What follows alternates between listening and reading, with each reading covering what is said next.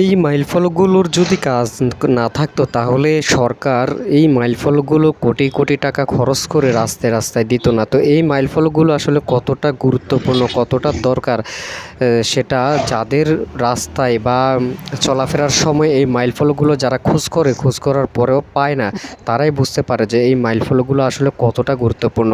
প্রিয় দর্শক শ্রোতা, আমি আজকে নোয়াখালীতে আছি এবং নোয়াখালী বাঞ্ছারাম রোডে, যেটা ওই রোডেই আছি এবং এখানে আমার চেষ্টায় আমি চেষ্টা করতেছি যে একটা মাইল ফলক এটা পরিষ্কার করে দেওয়ার জন্য। কারণ দেখতেই পাচ্ছেন যে মাইল ফলকটি একেবারে যে কী অবস্থা হয়ে গেছে চাপ জোরে, মানে কি বলবো যে মাইল ফলকের আশপাশে মানে এতটা যে নোংরা এবং এতটা যে গাছগাছালি এতটা বড় হয়ে গিয়েছে, এই মাইল ফলকটি আসলে কেউ কারো নিজস্ব উদ্যোগে আসলে এই মাইল ফলকটি কেউ পরিষ্কার করছে না।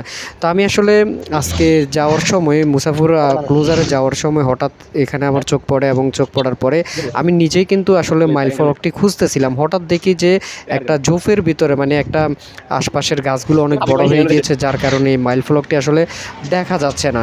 তো আমি চেষ্টা করতেছি যে আসলে আমি পরিষ্কার করে দেওয়ার জন্য, এবং আমার এই ক্ষুদ্রতম চেষ্টা যদি আপনাদের উপকারে আসে, আমার এই ক্ষুদ্রতম চেষ্টার কারণে যদি একটা মানুষ উপকৃত হয়, তাহলে আমি নিজেকে আসলে ধন্য মনে করবে এবং এই কাজগুলো করার আসলে আগ্রহ জাগবে আমাদের। তো আপনাদের কাছে আসলে আমরা টাকা পয়সা এই কিচ্ছু চাচ্ছি না। আপনারা যেটা করবেন সেটা হচ্ছে যে আপনাদের কাছে যদি এই কাজটি মনে হয় যে এটা ভালো এবং আমার এই কাজের কারণে কারো উপকার হয়েছে, তাহলে জাস্ট একটা কাজই করবেন, সেটা হচ্ছে যে ভিডিওটি শেয়ার করবেন। কারণ আপনারা ভিডিওগুলো শেয়ার করলে আমরা আরও এই ধরনের আরও ভালো ভালো কাজগুলো আমরা করার চেষ্টা করব। তো দেখতেই পাচ্ছেন আমি যে প্রথমত ভিডিওতে যেটা দেখেছেন সেটা এবং বর্তমানে দেখেন যে কতটা পরিবর্তন হয়েছে।